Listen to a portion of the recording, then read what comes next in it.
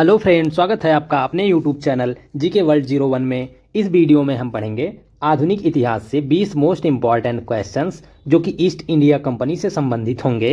इसका पार्ट 4 है। इसके पहले हमने 3 पार्ट तक कवर किया है। अगर आपने वो वीडियो नहीं देखा है तो जाके चैनल की प्लेलिस्ट में देख लीजिए। तो चलिए शुरू करते हैं पार्ट 4 क्वेश्चन नंबर 61 से। क्वेश्चन नंबर 61, क्लाइव पहली बार बंगाल का गवर्नर कब बना? ऑप्शन ए 1753 ईस्वी में, ऑप्शन बी 1757 ईस्वी में, ऑप्शन सी 1760 ईस्वी में, ऑप्शन डी 1750 ईस्वी में। तो सही आंसर हो जाएगा आपका ऑप्शन डी 1757 ईस्वी में। क्लाइव 1757 ईस्वी में पहली बार बंगाल का गवर्नर बना। नेक्स्ट क्वेश्चन हो जाएगा आपका क्वेश्चन नंबर 62, इंग्लैंड की सरकार ने क्लाइव को इंग्लैंड वापस लौटने पर किस उपाधि से सम्मानित किया? Option A sir, option B lord, option C British साम्राज्य का शेर, ऑप्शन डी नाइटहुड। तो सही आंसर हो जाएगा आपका ऑप्शन बी लॉर्ड। इंग्लैंड की सरकार ने क्लाइव को इंग्लैंड वापस लौटने पर लॉर्ड उपाधि से सम्मानित किया था। नेक्स्ट क्वेश्चन हो जाएगा आपका क्वेश्चन नंबर 63, प्लासी के बाद बंगाल में अंग्रेजी सत्ता की स्थापना की दिशा में अंग्रेजों द्वारा जीता गया दूसरा महत्वपूर्ण युद्ध कौन था? ऑप्शन ए वेदरा का युद्ध, ऑप्शन बी वांडीवास का युद्ध, ऑप्शन सी बक्सर का युद्ध, ऑप्शन डी उपर्युक्त में से कोई नहीं। तो सही आंसर हो जाएगा आपका ऑप्शन ए वेदरा का युद्ध। प्लासी के बाद बंगाल में अंग्रेजी सत्ता की स्थापना की दिशा में अंग्रेजों द्वारा जीता गया दूसरा महत्वपूर्ण युद्ध वेदरा का युद्ध था।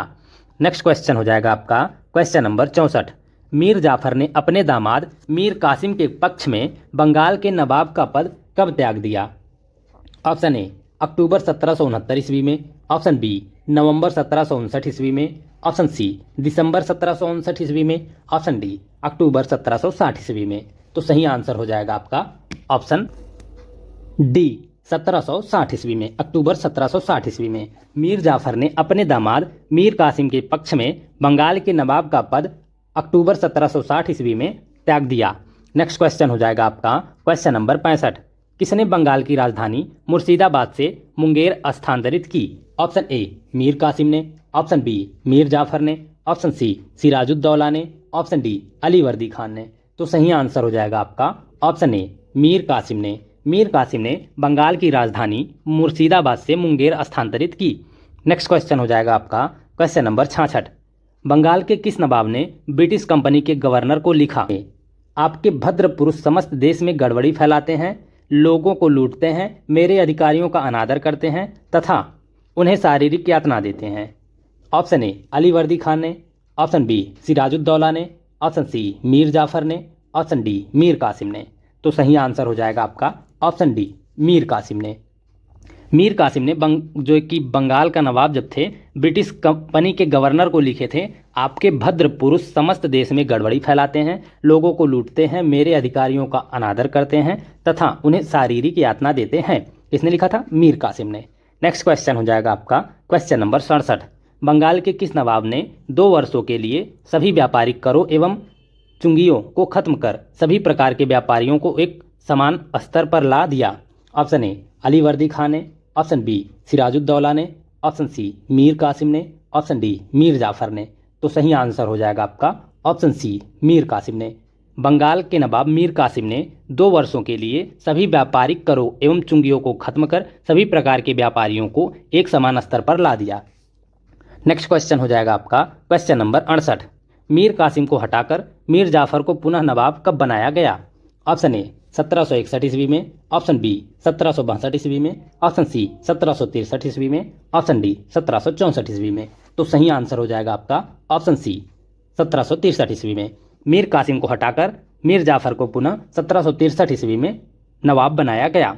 नेक्स्ट क्वेश्चन हो जाएगा आपका क्वेश्चन नंबर 69, मीर कासिम ने निम्न में से किसके साथ मिलकर एक त्रिगुट बनाया था? ऑप्शन ए शुजाउद्दौला और आलमगीर द्वितीय के साथ, ऑप्शन बी शुजाउद्दौला और बहादुर शाह द्वितीय के साथ, ऑप्शन सी शुजाउद्दौला और शाह आलम द्वितीय के साथ, ऑप्शन डी इनमें से कोई नहीं। तो सही आंसर हो जाएगा आपका ऑप्शन सी शुजाउद्दौला और शाह आलम द्वितीय के साथ। मीर कासिम ने शुजाउद्दौला और शाह आलम द्वितीय के साथ मिलकर एक त्रिगुट बनाया था। नेक्स्ट क्वेश्चन हो जाएगा आपका क्वेश्चन नंबर 70, अंग्रेजों के भारत में प्रभुत्व की स्थापना के दृष्टिकोण से निम्न में से सबसे अधिक निर्णायक युद्ध कौन था? ऑप्शन ए प्लासी का युद्ध, ऑप्शन बी बक्सर का युद्ध, ऑप्शन सी वांडीवास का युद्ध, ऑप्शन डी पानीपत का युद्ध। तो सही आंसर हो जाएगा आपका ऑप्शन बी बक्सर का युद्ध। अंग्रेजों के भारत में प्रभुत्व की स्थापना के दृष्टिकोण से बक्सर का युद्ध सबसे अधिक निर्णायक युद्ध था। नेक्स्ट क्वेश्चन हो जाएगा आपका क्वेश्चन नंबर 71। बक्सर का युद्ध शुजाउद्दौला और उसके सहयोगियों तथा अंग्रेजों के बीच लड़ा गया था। आपको बताना है कब लड़ा गया था।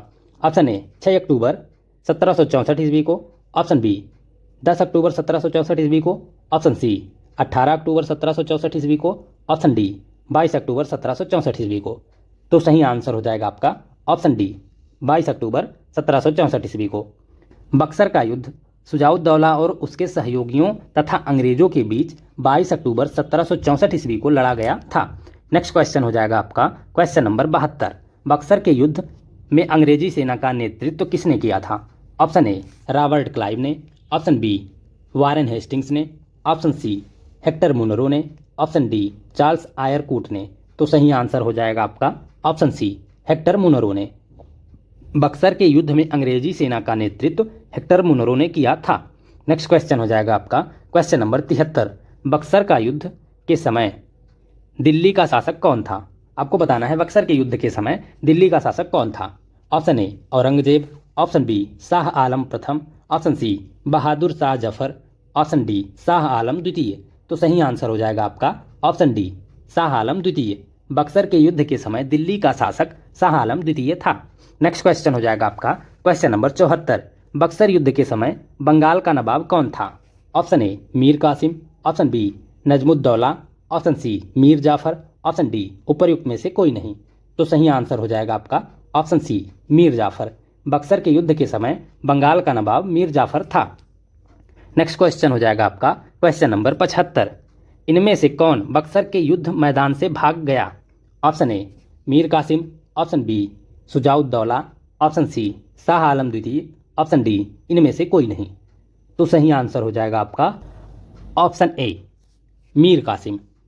मीर कासिम बक्सर के युद्ध के मैदान से भाग गया था। नेक्स्ट क्वेश्चन हो जाएगा आपका क्वेश्चन नंबर 76। क्लाइव बंगाल के गवर्नर के रूप में कब लौटकर आए थे? ऑप्शन ए 1764 ईस्वी में, ऑप्शन बी 1765 ईस्वी में, ऑप्शन सी 1766 ईस्वी में, ऑप्शन डी 1767 ईस्वी में। तो सही आंसर हो जाएगा आपका ऑप्शन बी 1765 ईस्वी में। क्लाइव बंगाल के गवर्नर के रूप में 1765 ईस्वी में वापस लौट कर आए थे। नेक्स्ट क्वेश्चन हो जाएगा आपका क्वेश्चन नंबर 77। किस संधि के द्वारा 1765 ईस्वी में बक्सर युद्ध समाप्त हुआ? ऑप्शन ए बक्सर की संधि के द्वारा, ऑप्शन बी पटना की संधि के द्वारा, ऑप्शन सी इलाहाबाद की संधि के द्वारा, ऑप्शन डी मुंगेर की संधि के द्वारा। तो सही आंसर हो जाएगा आपका ऑप्शन सी इलाहाबाद की संधि के द्वारा। इलाहाबाद की संधि के द्वारा 1765 ईस्वी में बक्सर का युद्ध समाप्त हुआ। नेक्स्ट क्वेश्चन हो जाएगा आपका क्वेश्चन नंबर 78। क्लाइव और मुगल बादशाह शाह आलम द्वितीय के साथ हुई इलाहाबाद की संधि जो 12 अगस्त 1765 ईस्वी में हुई थी की शर्तों में निम्नलिखित में से क्या शामिल था?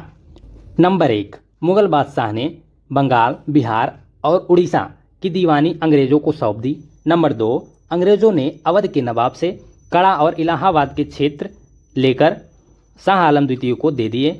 नंबर 3, एक फरमान द्वारा मुगल बादशाह ने मीर जाफर के पुत्र नजमुद्दौला को बंगाल, बिहार एवं उड़ीसा प्रांत का नवाब स्वीकार कर लिया। नंबर 4, अंग्रेजों ने मुगल बादशाह को वार्षिक 26 लाख रुपए देना निश्चित किया। नंबर 5, अंग्रेजों ने मुगल बादशाह को पुनः दिल्ली जाने की अनुमति प्रदान की। तो सही आंसर हो जाएगा आपका ऑप्शन सी 1, 2, 3 और 4। मतलब चारों ऑप्शन आपके सही हैं, बाकी पांचवा नहीं सही है। ये चारों शामिल हैं क्लाइव और मुगल बादशाह शाह आलम द्वितीय के साथ हुई इलाहाबाद की संधि की शर्तों में। नेक्स्ट क्वेश्चन हो जाएगा आपका क्वेश्चन नंबर 79। क्लाइव तथा अवध के नवाब शुजाउद्दौला के मध्य होने वाले इलाहाबाद की दूसरी संधि में क्या शामिल था? ऑप्शन ए, अवध प्रांत से कड़ा और इलाहाबाद जिले लेकर अंग्रेजों ने मुगल बादशाह को दे दिया। ऑप्शन बी, अवध के नवाब ने कंपनी को युद्ध के हर जाने की क्षतिपूर्ति के रूप में 50 लाख रुपए देने का वचन दिया। ऑप्शन सी, नवाब बनारस और गाजीपुर की जागीर राजा बलवंत सिंह को पैतृक जागीर के रूप में प्रदान करेगा तथा चुनार का दुर्ग अंग्रेजों को सौंपेगा। ऑप्शन डी, उपरोक्त सभी। तो सही आंसर हो जाएगा आपका ऑप्शन डी, उपरोक्त सभी। क्लाइव तथा अवध के नवाब शुजाउद्दौला के मध्य होने वाले इलाहाबाद की दूसरी संधि में ये तीनों शामिल थे। अवध प्रांत से कड़ा और इलाहाबाद जिले लेकर अंग्रेजों ने मुगल बादशाह को दे दिया। अवध के नवाब ने कंपनी को युद्ध के हर्जाने की क्षतिपूर्ति के रूप में 50 लाख रुपए देने का वचन दिया। और ऑप्शन सी, नवाब बनारस और गाजीपुर की जागीर राजा बलवंत सिंह को पैतृक जागीर के रूप में प्रदान करेगा तथा चुनार का दुर्ग अंग्रेजों को सौंपेगा। नेक्स्ट क्वेश्चन हो जाएगा आपका क्वेश्चन नंबर 80। बंगाल में दोहरी शासन व्यवस्था किसके द्वारा लागू की गई थी? ऑप्शन ए, रॉबर्ट क्लाइव के द्वारा। ऑप्शन बी, वारेन हेस्टिंग्स के द्वारा। ऑप्शन सी, वेंसिटार्ट के द्वारा। ऑप्शन डी, इनमें से कोई नहीं। तो सही आंसर हो जाएगा आपका ऑप्शन ए, रॉबर्ट क्लाइव के द्वारा। बंगाल में दोहरी शासन व्यवस्था रॉबर्ट क्लाइव के द्वारा लागू की गई थी। Thank you guys for watching. इस वीडियो में हमने आधुनिक इतिहास से 20 मोस्ट इंपॉर्टेंट क्वेश्चंस पार्ट 4 जो कि ईस्ट इंडिया कंपनी से संबंधित था, हमने कवर किया है इस पार्ट में। इसके पहले भी हमने 3 पार्ट तक कवर किया है। अगर आपने वो वीडियो नहीं देखा है तो जाके चैनल की प्लेलिस्ट में देख लीजिए। इसके नेक्स्ट पार्ट में हम पार्ट 5 कवर करेंगे जिसमें भी 20 बहुत ही इंपॉर्टेंट क्वेश्चंस रहेंगे। तो वीडियो में कंटिन्यूअस बने रहिएगा and thank you for watching.